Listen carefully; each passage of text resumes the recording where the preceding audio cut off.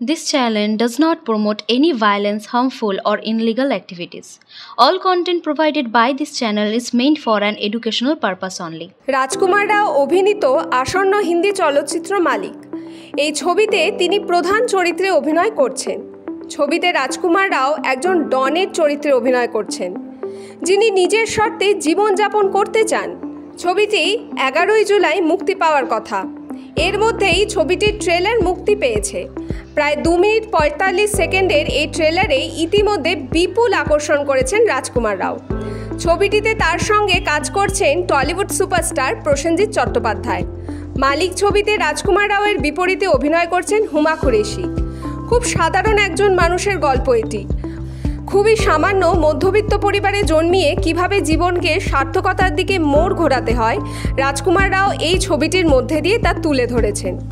কারণ নিজেদের জীবনকে আমরা ঠিক কোন দিকে এগিয়ে নিয়ে যেতে চাইব, সেটি সম্পূর্ণই আমাদের হাতে।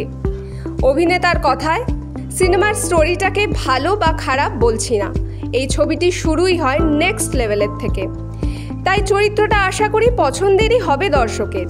এই ছবিতে পুলিশের অফিসারে দেখতে পাবো আমরা প্রসেনজিৎ চট্টোপাধ্যায়কে। পরিচালক পুলকিত থেকে সারা ইউনিট রাজকুমার রাওয়ের প্রশংসায় পঞ্চমুখ। তবে এর আগেও বহু ছবিতে আমরা প্রসেনজিৎ চট্টোপাধ্যায়কে পুলিশের চরিত্রে অভিনয় করতে দেখেছি, যেমন 22শে শ্রাবণ বা দশম অবতারের মতো ছবিগুলিতে তার অভিনয় দর্শকদের মন জয় করেছে। আশা করা যায় মালিক ছবিতেও প্রসেনজিতের অভিনয় সকলের নজর কেড়ে নেবে। ফুলের মালা হাতে করে এই দিন সকালে গুরুদ্বারে একসঙ্গে প্রবেশ করতে দেখা গেছিল অভিনেতা রাজকুমার রাও ও প্রাক্তন বিশ্বসুন্দরী অভিনেত্রী মানুষী চিল্লারকে। তাদের সঙ্গে ছিল গোটা টিম। তারা গুরুদ্বারায় পৌঁছেছিল ছবি মুক্তির আগে প্রার্থনা করতে।